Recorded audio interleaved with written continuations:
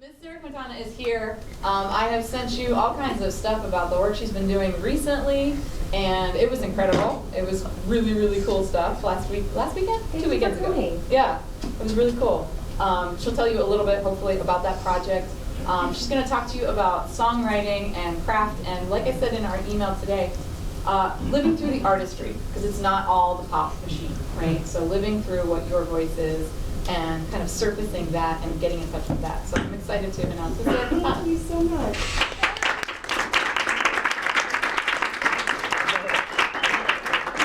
I'm Sarah, and if I could have dinner with one person, it would be James Baldwin, in Paris preferably.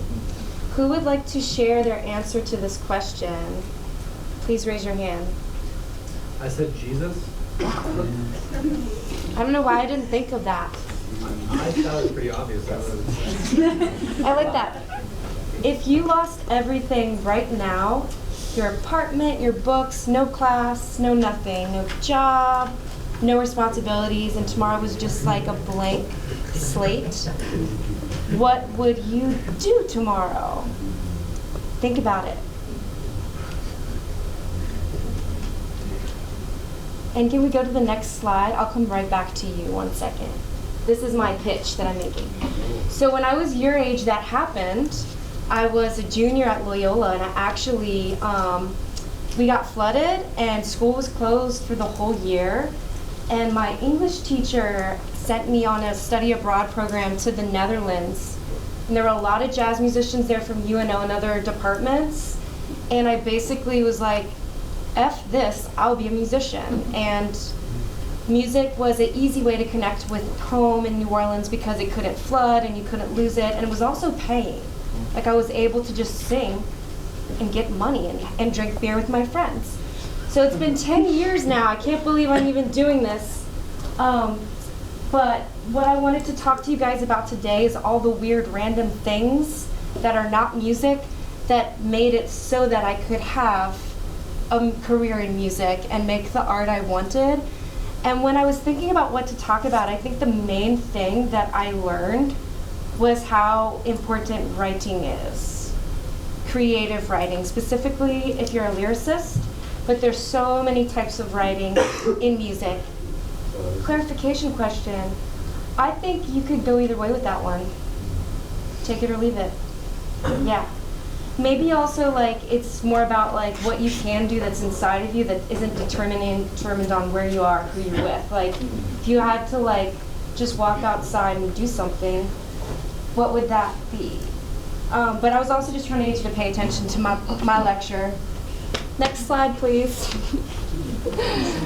So types of writing for musicians, and I just kind of Googled and made this up. So if you have anything to add, please add along. Obviously creative writing, your lyrics, journaling, and I think there's so many good autobiographies out there to check out. I love Pat Martino's autobiography. He had a brain aneurysm on a performance, lost his ability to play guitar, didn't know who he was, and he was signed to Warner when this happened. He lost everything, and it took him several years and living at his parents' house as an adult, listening to his own records to remember who he was. He completely reinvented guitar playing after that. Check it out. Number 2, biographical writing. I'm sure you guys have had to write a bio. It's kind of, yep. Who is the person? Pat Martino. He's awesome. Pat Martino. Biographical writing, writing about yourself, which is harder to do than you think, right? Kind of sucks. Project writing, if you have an idea and you're trying to get a bunch of musicians or a bunch of funders to help you make your idea happen, you obviously have to be able to present that idea. And then grant writing, artist residency, scholarship, and fellows, that's very specific types of writing where you're going to have to write exactly how they like it in their form and check all the boxes, because if you forget to check a box, they'll just throw your application out. Patronage and sponsorship, which is more informal. You are working on writing letters or contacting people personally and trying to get them on board with your art. And then professional writing, contracts, applications, communication, publishing. I'm very grateful for Ashley Keaton at the Musicians Legal Clinic because she's kept me from signing a bunch of stupid contracts. And you definitely, if you are signing any contracts, want to bring them to your lawyer or to your family friend and make sure you know what you're signing before you do. And there's a C on the end of clini. Just imagine that there's a C there. And then journalism, interviews, branding, and social media. The more you write about your art or have help branding and pitching your art, the easier it is to do interviews because they're going to write down everything you say and maybe publish things you wish they hadn't.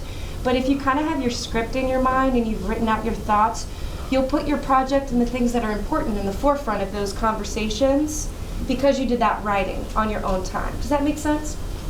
All right, next slide, please. So writing has helped me get lots of gigs, the majority of my income for the past 10 years, publish my own music, which is also a source of revenue.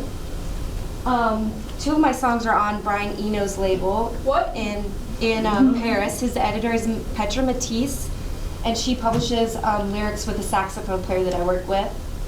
Yeah, he's awesome. Collaborate with lots of bands that I love. I'm currently a side man in a Cajun band called Beau Soleil and Michael Doucet's new project. And then I've written with the Generationals and with Layla McCalla and done like co-writing, which is a really fun way to put your songs out there and get a few checks in the mail.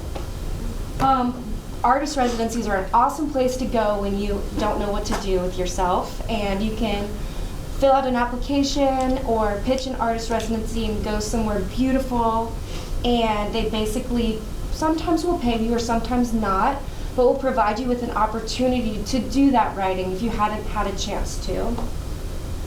Streamlined focus for music projects, just journaling and helping get your ideas together.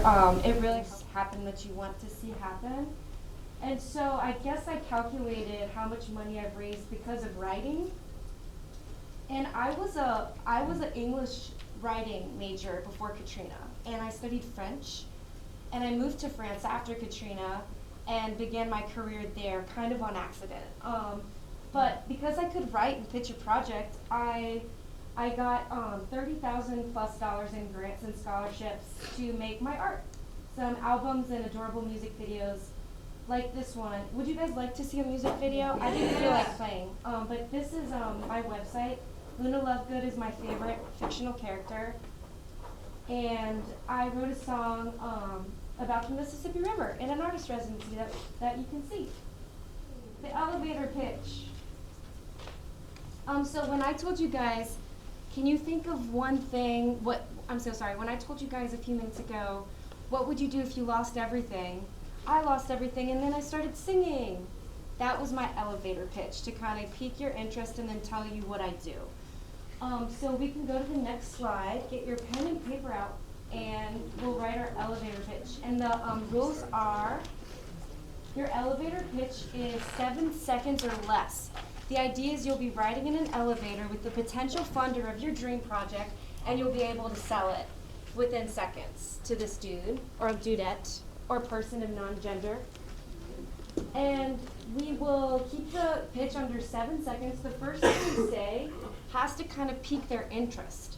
So by asking you guys a question and making you imagine what you would do if you lost everything today, I was trying to pique your interest, and you'll have an opportunity to think of your elevator pitch and pique someone's interest. It might just be that you're a student studying this, you might have a dream project you want to pitch, or you might be super stoked about one aspect of the music business that you want to tell me about. Use common language, no fancy schmancy language, because you're talking to anybody on the street, not like, you're not going to use some special technical term about recording or something. You're just going to talk about normal things in common language. And the elevator pitch tells us what you do, why it matters, and if you had like an aha moment where you knew that this was what you had to do. And it also tells us what you're currently doing. And my favorite elevator pitch is at the bottom. It doesn't have to be long. It could be as short as this. I paint flowers so they will not die. Free to color. We have all of that info right there. So 5 minutes, get your whatever things that you write and type with, and we'll see what we can come up with. Should I choose someone? That's so mean. Right here. All right. Okay, this is, I mean, it's totally personal because I feel like it has to be. And it's kind of weird, but Kate will understand this. Okay, my name is Ella Blue. Yes, that's my real name. I grew up with a guru and a bunch of drug addicts in my house. I used to put on shows for them when they were sad. So now I do that for a profession. All right. Did she get your attention? Yes. Are we interested in seeing what kind of weird hippie, like psychedelic religious stuff she can do? I'm gonna fund that.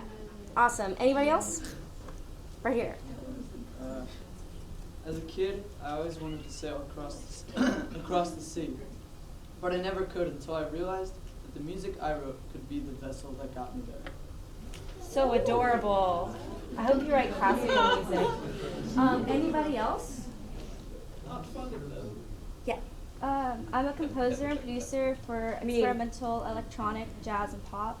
I create connections between music and philosophy, utilizing the universality and accessibility of music to add to the deconstruction movement of technology ethics. Okay. So it's going to be a lot. That's a really great pitch, but I didn't understand it because I don't know if you were using common language. Yeah.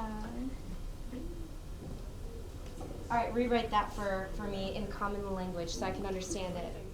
So we can move on now. Okay, so have you guys ever felt super blocked, like you had a creative block maybe somewhere over here and couldn't think of anything? Yes. So this is totally normal, and there's a lot of things you can do for creative blocks. One is get a good night's sleep. I love writing my dreams down. I've gotten so many good song lyrics out of dreams.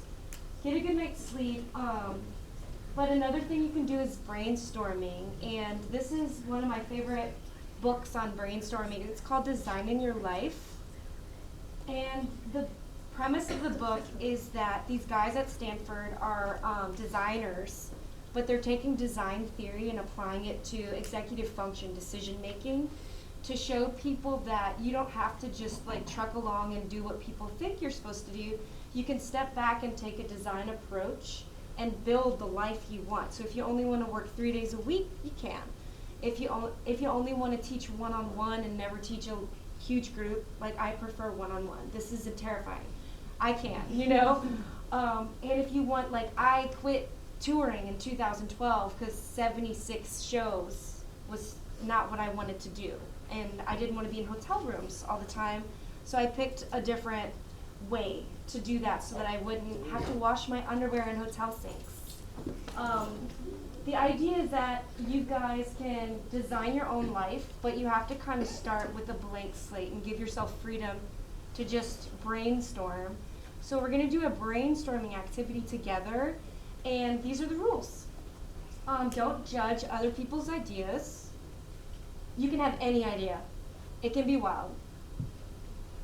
You are going to take an improv comedy approach and and other people's ideas. So if you say, I want to plan a party, and then someone over here says, actually the party's not going to be a party, it's going to be a music festival, we have to have like a yes and, but not negating thing. We have to find some way to build on ideas without poo-pooing on other people's ideas. Focus on one idea, one at a time. Images are really powerful tools for finding out what you want to do. Images. Go for quantity, not quality. And let's brainstorm now. So what are we going to brainstorm about? Anybody? Any idea? Making a pizza. Making pizza. Yeah. Someone else? Pineapple and pizza. Yeah. Pineapples? Let's go. All right, we have a one at a time thing. So shout them out, but one at a time, please. Where could we go with this pineapple pizza? The pizza's alive. It's alive. No apostrophe? Yes, apostrophe. No. It's alive. Did you say it's Freddy Krueger? Yeah. His face does kind of look like pineapple pizza. Ew. Thank you. Yeah. It gives people free pineapple pizzas when All right. 3. it's selfless. Selfless. Anybody else? But it gives them indigestion. Plus indigestion. Oh, don't judge. But we can take this a lot bigger. We can go, this is the world of ideas. We can do anything. What should we do? It feeds the world. Oh, plus, wait, what? It feeds the world and the soul. Indigestion. Hungry people chasing after it, trying to eat it. Feeds world and soul. Hungry people chase. It has a home on every single continent, Home on every continent. including Antarctica. It itself is a billionaire. The pizza is? Yeah, the pizza is a billionaire. That's why we need to do it. Yeah. Pizza is money signs. It's a new form of government. All right, I've heard a lot of these voices. Can I hear some voices from the back? The pizza is huge, like the size of Godzilla. What size of what? Godzilla. What's Godzilla? God? Oh, Godzilla. Godzilla. Wait.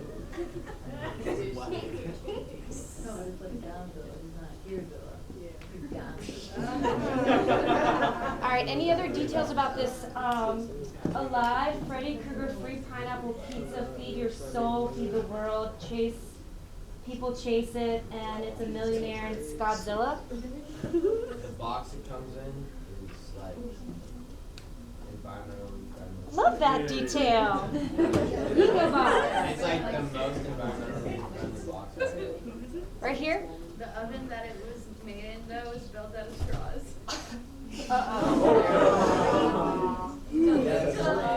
I had to, if we were doing it, I had to do it. It also wrote the movie Titanic.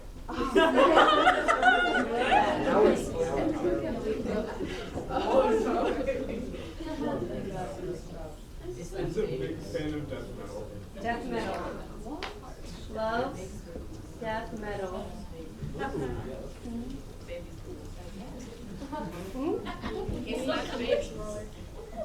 If you eat the pizza, you shrink. Wait, what? So it's like little Alice in Wonderland.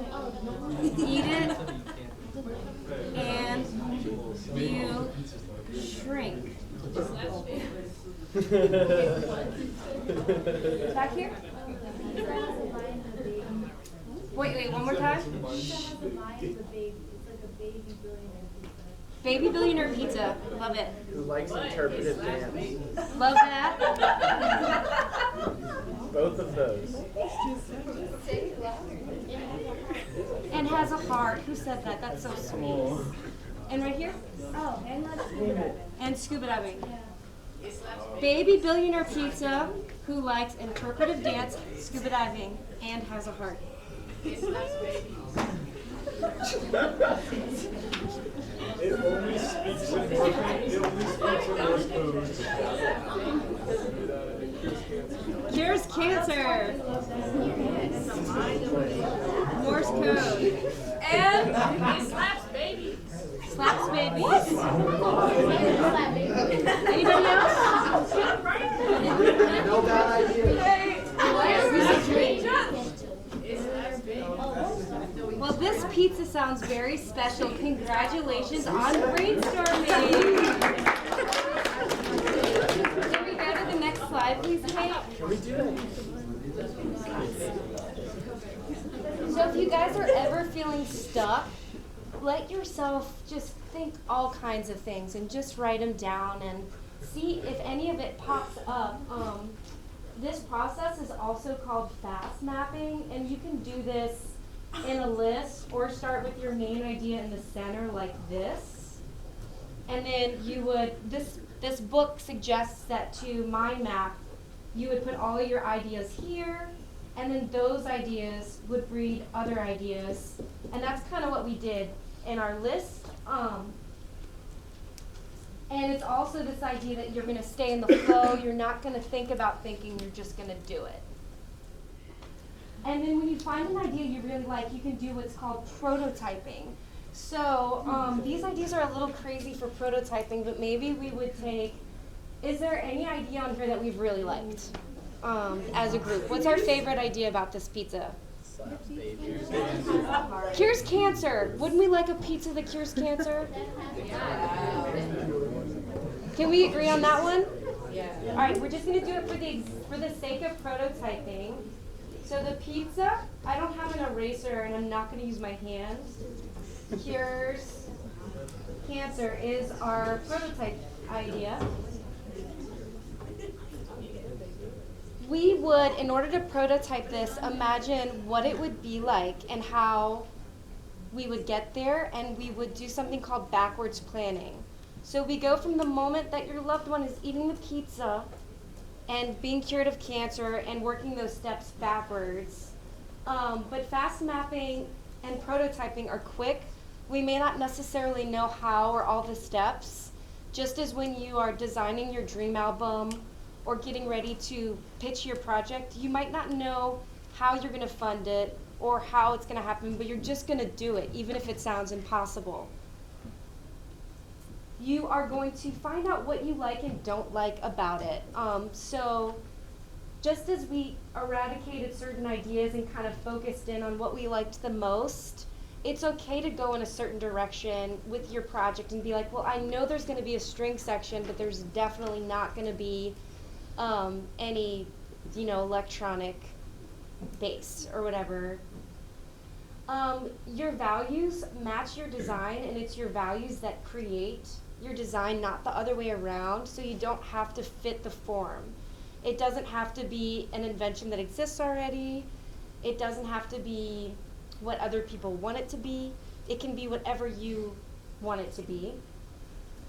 And through this process of prototyping, you can find out what you can and can't do without. Instead of going on a tour with the Disney princesses, I know right now I don't really want to be in a tour van with the Disney princesses for a month. I already kind of did a tour like that, and it helps you make decisions about where your limits are with your idea. So you might be willing to compromise on certain things like the pizza.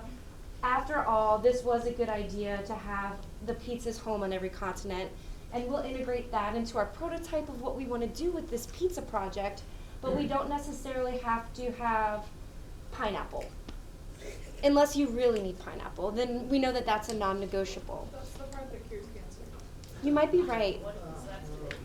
I'm a vegetarian though, so. Do you guys have any question about brainstorming, mind mapping, fast mapping, or prototyping? Does this seem like something you might be able to do for if you're writing a paper or trying to think of a new song idea? You're like, I already wrote the pop song, now I'm gonna write the ballad, you can use this for your songwriting. All right, let's go to the next slide. Home stretch. Artist residencies. Get your phone and go to question number 1 from our initial pop quiz. Question number 1 was write down 5 non-music related skills or talents, right? And you're gonna go to your phone in the Google bar. You're gonna Google artist residency, your instrument, and then one of those words.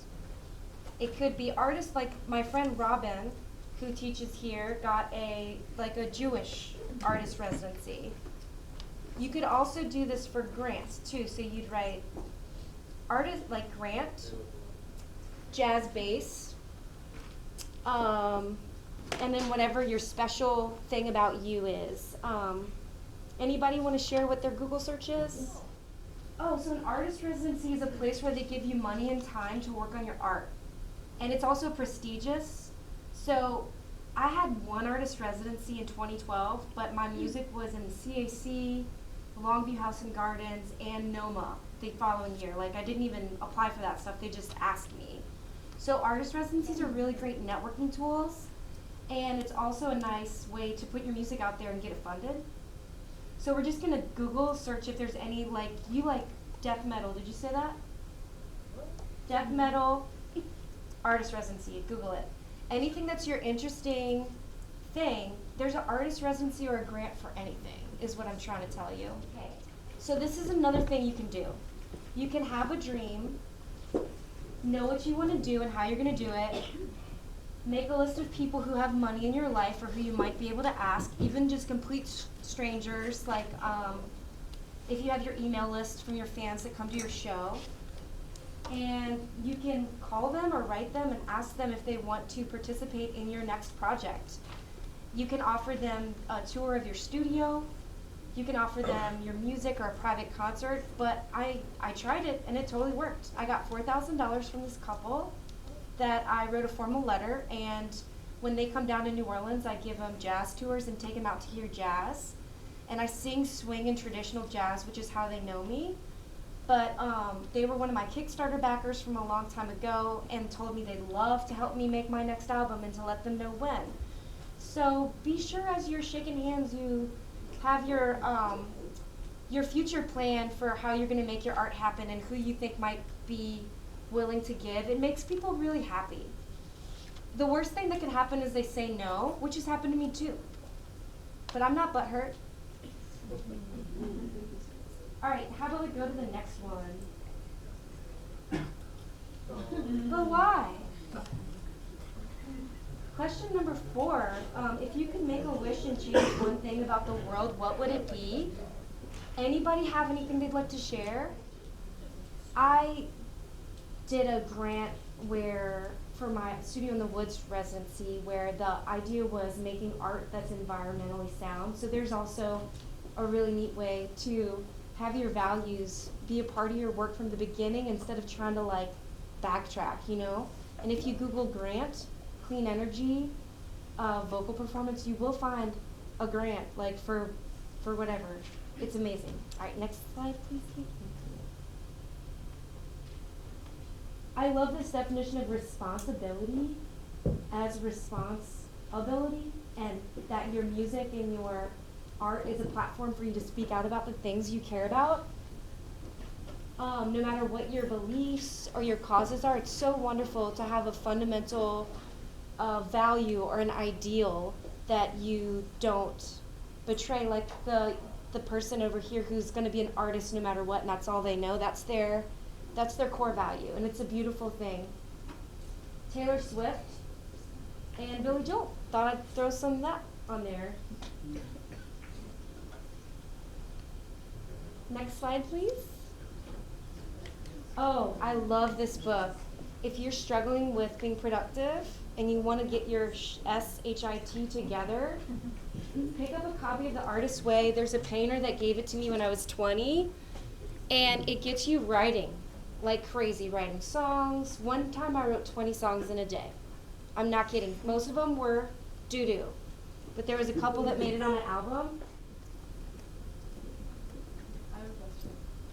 This is about like kind of being creative constantly about writing. Like how you said you wrote 10 songs in a day. Like, can you, or 20, whatever. Anyways, I was wondering like for me with my songs, like normally I write one song and I can't write another one for a month. And so like, well, okay, this is before I came. So like how do you, like for me, like I have to put like all of myself into a song. How do you like not just exhaust yourself from that? Because for me, like I always have to put all of myself. Like how do you like, I don't know. Yeah, it's like, a totally different concept. The idea is that you would be increasing the chances of writing a good song by writing more is one idea. Like if you write 100 songs, 1 out of 100 might be really, really good. And then the second idea is you're creating a productivity schedule that is uncomfortable. That in a few years you might be more comfortable with, and it might be second nature to whip together a song versus and also everyone's different, and if that's your way of writing, it's sacred and that should be honored. And this book is really good at calling you out on your BS if you aren't like taking time to be creative, you know? So it's a really cool it's like a manual that you would follow every day, and you would be writing in your journal in the mornings, taking yourself on artist dates, and doing all of these other activities that stimulate your creativity that aren't necessarily writing a song. Because writing a song is like the main event, but there's so much that goes into getting there, right? So if you're hungover or really stressed out about school, you might not, being present. But that's only my personal experience, and I'm so happy to hear that you're writing anything at all. That's wonderful. It's too easy as an artist to allow the shape of our career to be dictated by others. We can easily wait to be chosen. Passivity invites despair. To be healthy, artists must stay proactive. They must write for love of writing, sing for love of singing, and consciously choose ways to keep going even when we're not winning. Like a creative triathlete, we take care of ourselves and are well-rounded. We take stock of our talents and the time to care and use them fully. So I wish you guys the best of luck in getting A's on everything, getting some good sleep and having fun. And I will put my email up here if you have any questions. I went to Loyola and I loved it. And I hope you guys have as wonderful of an experience. Thank you so much.